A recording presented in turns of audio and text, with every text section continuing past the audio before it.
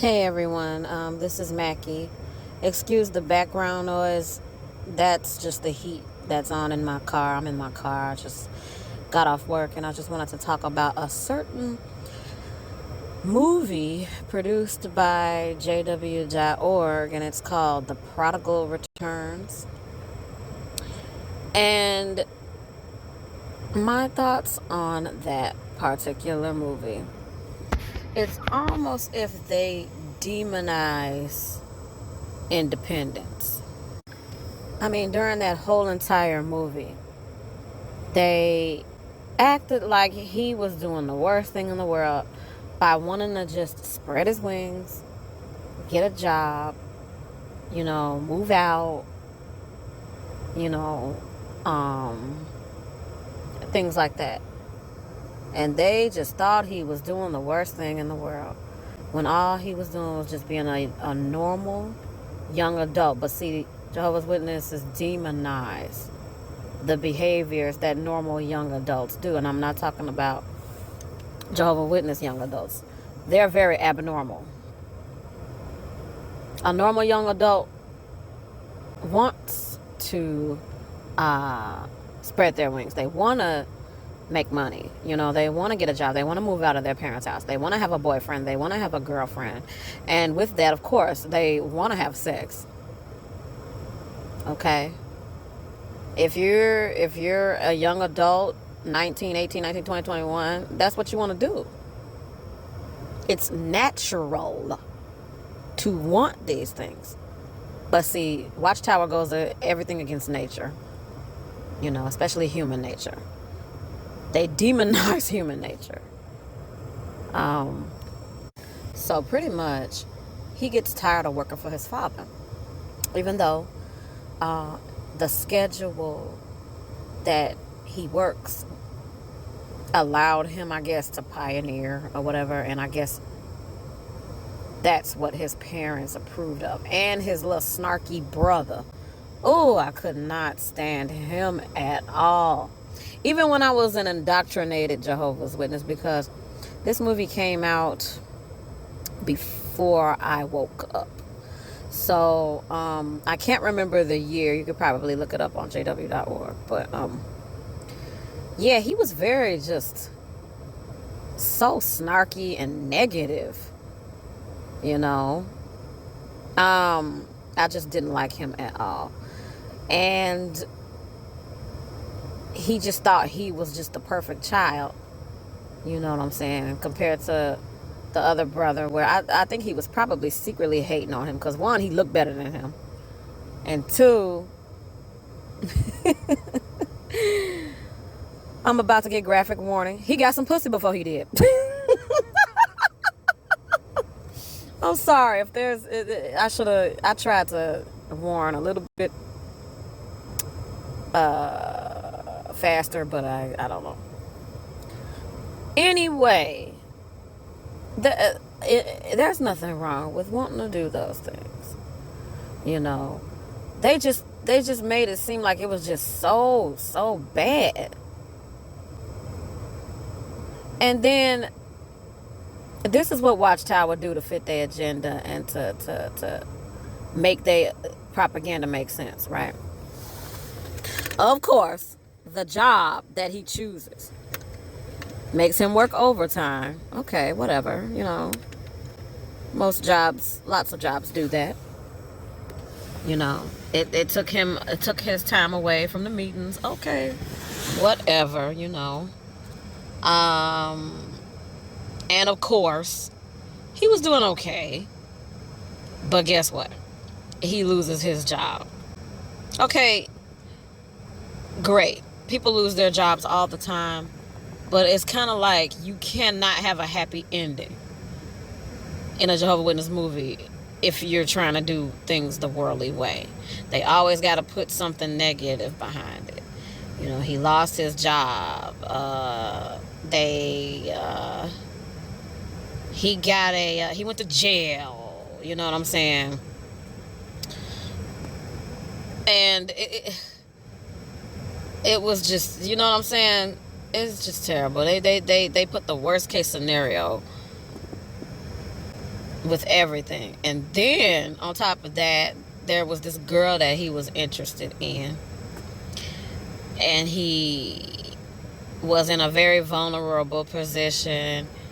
He called her up, she let him in, they had some drinks, and you already know what happened after that. Okay, whatever, you know what I'm saying? Whatever. But after he left her house, this was the most pathetic scene with the most pathetic acting in the universe. Okay, so especially the graphics, it's just like too much. Okay, so after he left her apartment, it was dark and raining, and then also the way they depict his face, he had dark circles on his eyes. They did the same thing with the convention. I can't remember which one, of the girl who got disfellowshipped, and she was out for like 15 years or something like that. And when she was out, they made her eyes dark and all of this and all of that, try to make her look older, dingier, or whatever. This is what they do. Anyway, I happen to look a hell of a lot better since waking up. Now, I'm still P.I.M.O, but I'm taking care of myself better because I have time to take care of myself better. You know, like when you're constantly devoting yourself to an organization that don't even give you the time of day, I mean, the time to do anything but study, service, this, that, and the third. And then when you come home, you got to have personal study, read your Bible, on top of whatever else you have to do, which is work, school, homework, and all of this. Right? But anyway, I'm going way off of the subject. He starts crying and in the rain, looking up at the sky. Oh, Jehovah, I'm so sorry. And when I first seen this, I just, something in the back of my mind, but my cognitive dissonance was blocking it, right? But something in the back of my mind was like, this is just some bullshit. This is just over the top. Over the top. This is over the top. You know what I'm saying? And, you know, they made him act like that because they want young people to believe that doing normal young people things is almost a fucking crime. Having sex with another consenting person that's not your wife is a crime in that organization. And if you do the crime, and if you get caught, you do the time. That's how it is. Okay? And he was all scared. What if I get disfellowshipped? Oh my goodness. Oh my goodness. They want you to have a repentant attitude like that. Pretty much getting on your knees, begging Jehovah, please. Please, please forgive me. You know what I'm saying? For having sex with a girl that ain't got nothing to do with nobody else's business but what they was doing. Like, who is he hurting? You know, who is he hurting? Is he hurting the people in the congregation? No. If he hadn't never told the elders, nobody would have never found out. And everybody would have just been going on about their business. You know, but see, they made him act like that, so frantic. And they want young Jehovah's Witnesses they want young Jehovah's Witness adults to see that. So they can act like that when they mess up. So they can feel like shit when they mess up. Because basically that's what they're doing. They want you to feel like you're the shittiest person in the entire motherfucking universe for having sex. Something that nature intended adults to do with other adults, of course. See, Watchtower, what they'll do is they'll demonize adult on adult sex, but they'll sweep child on adult sex under the motherfucking rug. And that's what pisses me off. I've got people in my life that are quote unquote spiritually in trouble. I'm not going to mention names or anything like that, but one of my family members recently got disfellowshipped, and it's just breaking the family apart, and it should not be like that. You know, it should not be like that. You should not have to choose between family and a cult, which is what it is. Family and an organization. Any organization that tells you can't talk to somebody, that is a cult. That's a dead giveaway. Any organization that tells you,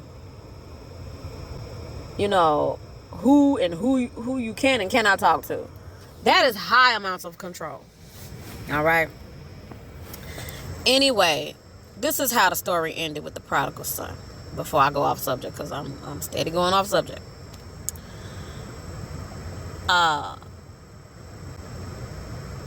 He realizes that having sex, getting drunk, smoking weed, getting a great job, whatever, this, that, and the third is terrible, and it's a crime, and it's a sin. So what does he do? He goes back, works with his dad, pioneers. He probably ain't gonna never get no pussy ever again. And now mommy and daddy and little brother are happy again because he's a zombie again. Yay! He's not an authentic person. He was just trying to find his identity. He was trying to find his authenticity, because when you are a Jehovah's Witness child born in, you don't even know yourself. You don't know your real likes, real dislikes. You only like what Watchtower tell you to like. You only want what Watchtower tell you to want. If Watchtower tell you you want the paradise, you make yourself want the paradise. What if that's not what you want? What if you want to make money? What if you want to, you know what I'm saying, have a boyfriend, girlfriend? I mean, it's sad. It's sad that they demonize that. They demonize so much stuff. But hey, they don't demonize pedophilia, though. They sweep that shit under the rug, like I keep saying. I have to keep saying it. I keep saying it. They don't demonize the fact that the governing body be lying. Lying to these Jehovah's Witnesses' faces, and they don't even know it. They don't know what these governing body members is doing behind closed doors, and it's sad. They don't know Geoffrey Jackson is a complete liar. Lied under oath of court. Australian Royal Commission. Same thing. Whatever. You know, he told them, are you God's only spokespeople? Now, they teach Jehovah's Witnesses that, yes, we are. We're the only ones with the truth. So why is it that he said, well, it would be quite presumptuous for me to say that we're only God's only spokespeople on earth? That is not a yes or no question. Lying. Then you got the alcoholic, Toni Morris. See, who else you got? You got the chauvinist, Samuel Hurd. You know, he thinks women's brains are smaller than men's, and that's why they must submit to the man. Oh yeah. He did say that. You know, who else? Who else we got?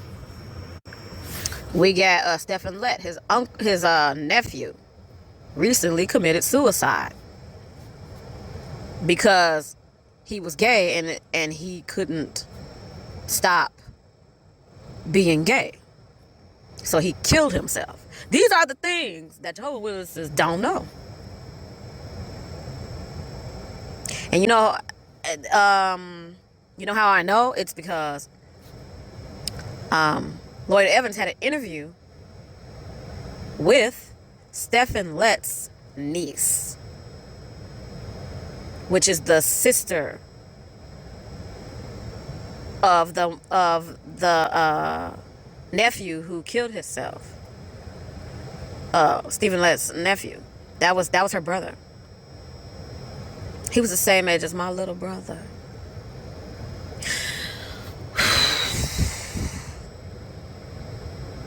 Trying not to get emotional. Okay. Because that could have been my little brother. What if my little brother was gay or something, and he was still indoctrinated, and you know and he would have killed himself over a religion. You know what I'm saying?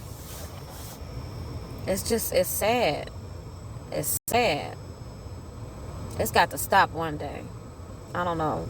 I don't know how it's gonna stop, but I know these XJW activists ain't stopping until it's done, until Watchtower is done, and that's what I appreciate about the activists. You have a lot of people that may not be Jehovah's Witnesses that watch the video. You may have ex-witnesses, PIMOs, and some of them may, say, well, why are you going so hard with this? Just you're not a Jehovah's Witness anymore. Get over it. You're not a Jehovah's Witness anymore. You know what I'm saying? Live your life. Well, some ex-Jehovah's Witnesses are doing that. But if it weren't for the ones that are going hard in the paint to try to save and get others out of the religion, I probably would have still been asleep. I watched John. I've been watching John Cedar. I've been watching Lloyd Evans for like 4 years now. XJW Critical Thinkers for about 3.5 years. I've been watching Marcus Vaughn's videos for about 4 years. Jay Scott. Jay, the comedian, sorry. I gave out his government name. Sorry, Jay. But I'm serious. If it weren't for these people speaking out against all of the wrongdoing that the Watchtower is doing to their members, and some of them are being abused and don't even know it. They think this is how it's supposed to be. I was mentally abused as a child. And going back to, well, not exactly the Prodigal Returns movie. Let me just go a little off subject just for a second. I recently watched Lloyd Evans' video on Traumatized by a Cupcake, parts 1 and 2. And Caleb, which is the little boy, you know what I'm saying, on the cartoon, he cries and cries and cries because he had a piece of cupcake from a birthday party. And I did the same thing. I think I was maybe in 2nd grade, maybe, or 1st grade. I can't remember. But I had some Valentine's Day candy. And I ate a little bit too much of it. And I did get a little sick. My stomach was hurting. My mom took me to, the emergency room or whatever, just to make sure everything was okay. Everything was fine. But one of the sisters that my mother was studying with, she was trying to pry out of me what I did in order to get sick. And I never told her. And here I am, 6, 7 years old. I wasn't about to tell her that I ate a whole bunch of Valentine's Day candy. Because she was already looking at me in judgment. Because, that's what Jehovah's Witnesses do. You know what I'm saying? If you ain't doing everything by the book, you ain't righteous. Well, honey, read that Bible. And a lot of that shit that's in there ain't righteous. So, only the stuff that they cherry pick and like to read. But anyway, she was about to demonize me for eating. And I knew then at 6, 7 years old, I'm like, she about to demonize me. She about to demonize me for eating this Valentine's Day candy. So guess what? I'm not going to tell her I ate it. My mother didn't tell her either. I'm like, wow. Like, why are we scared of this lady? Anyway. And this happened to be the lady that, quote unquote, ate her into the quote unquote truth. You know what I'm saying?